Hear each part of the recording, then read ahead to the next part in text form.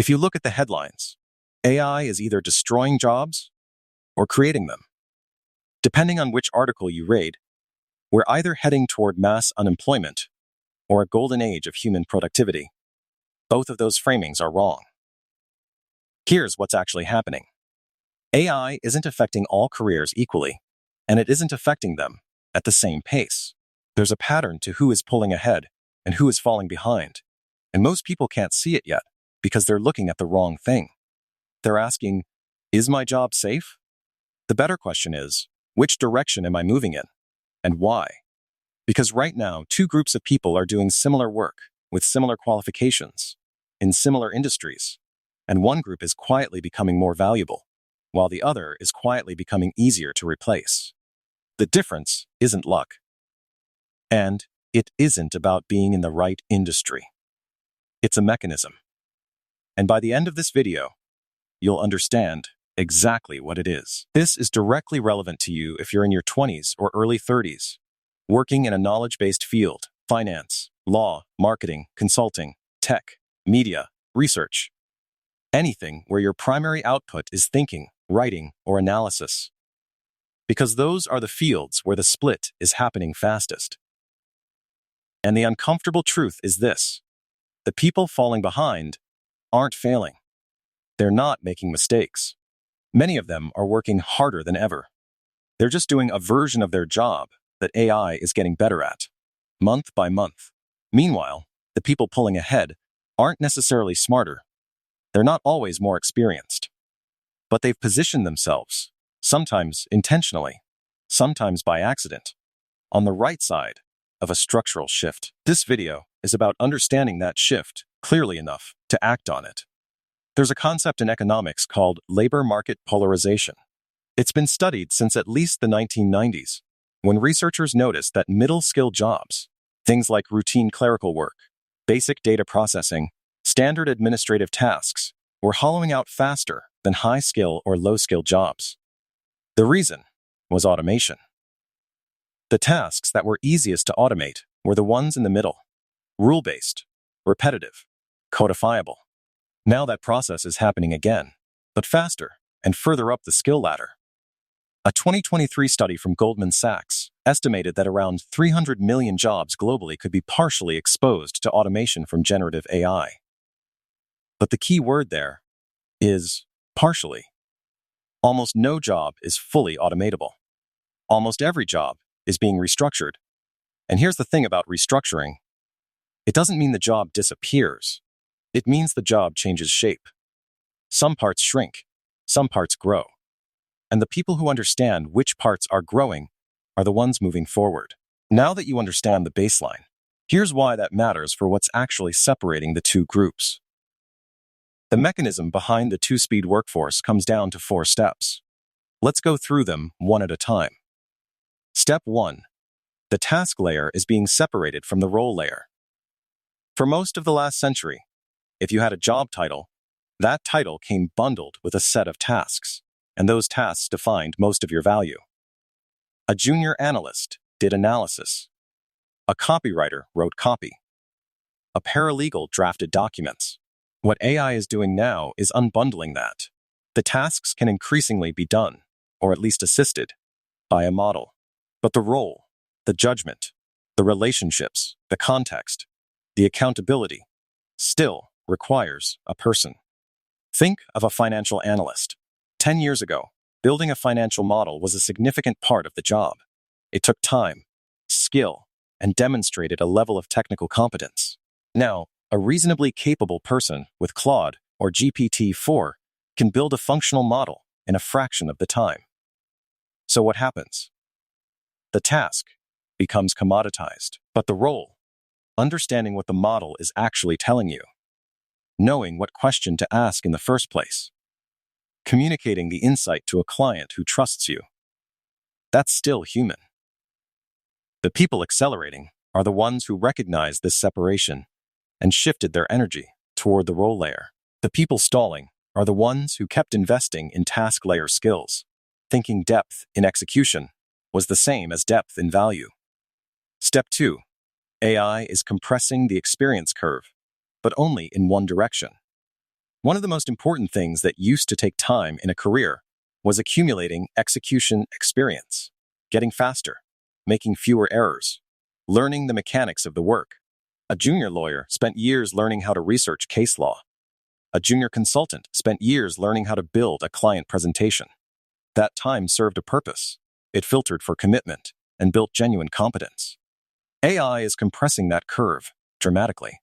A smart 23-year-old with good AI tools can now produce work that would have taken 5 years of experience to produce 10 years ago. That sounds positive, and in some ways it is. But here's where most people get stuck. The experience curve is being compressed for execution, but not for judgment, not for reading a room, not for knowing which problems are worth solving, not for understanding what a client actually needs versus what they said they need. That gap between execution capability and judgment is where the two-speed workforce lives. The people accelerating are using AI to compress their execution time and reinvesting that time into judgment development, more client contact, more exposure to strategic decisions, more deliberate practice at the high-level stuff. The people stalling are using AI as a shortcut for execution, and then stopping there. They're doing the same amount of thinking at the same level. They're just doing it faster, and faster, without deeper, doesn't compound. Step 3. Legibility is driving differentiation faster than credentials. In most knowledge work fields, it used to be hard to tell the difference between someone who is genuinely excellent and someone who is competent, but average. Output looked similar. Credentials were similar. Job titles were similar. AI is changing the legibility of that gap. When everyone has access to the same generation tools, the differences that remain become more visible. Two people with similar titles, both using AI, but one asks better questions, synthesizes more clearly, catches the error in the model's reasoning, understands the client situation in a way the model can't. That person stands out more now than they would have 5 years ago, not less. Think of it this way.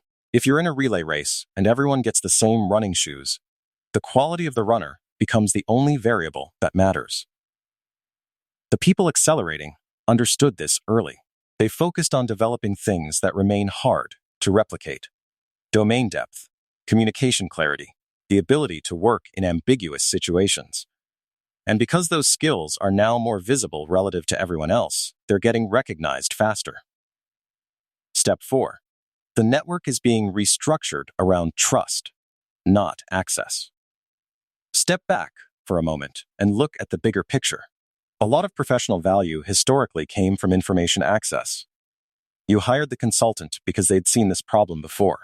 You hired the lawyer because they knew the case law. You hired the analyst because they had the data. AI is eroding that moat. Not completely, but significantly. What it's not eroding is trusted relationship value. The client who feels understood. The colleague who's relied on in a crisis. The person whose judgment a team defers to because they've been right in ambiguous situations before. Relationships based on trust are more durable than relationships based on information asymmetry.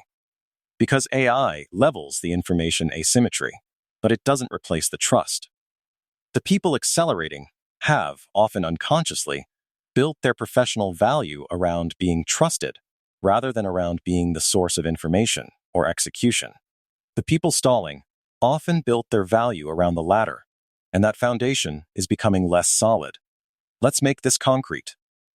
You're a marketing strategist. You've been in the industry for 6 years. If you're in the stalling group, your week looks like this. You're using AI tools to produce briefs faster, which means you can take on more briefs. Your output volume has gone up. You feel productive, but your manager notices that the thinking in each brief is roughly the same depth as it was before. You're executing at speed, but you're not developing the judgment that earns you a seat in the room where the real decisions are made. The work is solid, but you're slightly easier to replace now than you were 2 years ago, because the entry barrier to producing solid marketing briefs has come down, and you're not far enough above that barrier. If you're in the accelerating group, your week looks different. You're using AI to cut the execution time on the brief from 4 hours to 90 minutes, but you're reinvesting those 2.5 hours. You're in a client call you wouldn't have had time for before. You're reading more deeply about the client's industry. You're asking to be in the room when the brief gets reviewed, not just submitting it. Your judgment is developing at a pace that wouldn't have been possible without AI. You're not just more efficient, you're becoming more capable. Same tools, same starting point, different understanding of where value is actually being built. Think of your career as having two kinds of capital: execution capital and judgment capital. Execution capital is your ability to produce work, write the brief, build the model, draft the contract. It's always been valuable, but it's the more automatable of the two, and AI is steadily compressing its market price. Judgment capital is your ability to ask the right question, read the situation correctly, make a call under uncertainty, and earn the trust of people who matter. It's harder to build. It's harder to see. And it appreciates in value as AI makes execution cheaper. The people accelerating are reinvesting AI efficiency gains into judgment capital. Every hour AI saves them on execution is an hour they're putting towards something harder to replicate. The reframe is this: don't use AI to do more of the same thing faster.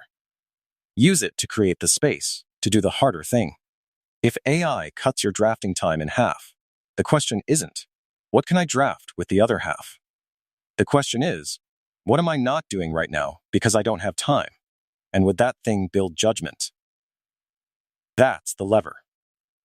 Time recovered from execution, deliberately reinvested into judgment. That's the mechanism behind the two-speed workforce. And it's entirely within your control which side of it you're on. So back to the question this video started with. Why are some careers accelerating while others stall? The answer isn't industry, or title, or how hard someone works. It's whether they understand which type of value AI is compressing and which type it's amplifying, and whether they're building accordingly. The single-sentence version: AI is making execution cheaper and judgment more expensive. And the two-speed workforce is just the lag between people who figured that out and people who haven't. Now here's the question I'm not going to answer in this video. Judgment is valuable. We've established that. But judgment in what, exactly? Not all judgment is equal. There are specific types of thinking, specific kinds of expertise, and specific ways of working with other people that are compounding faster than others in this environment. And the difference between them isn't obvious. That's what the next video is about.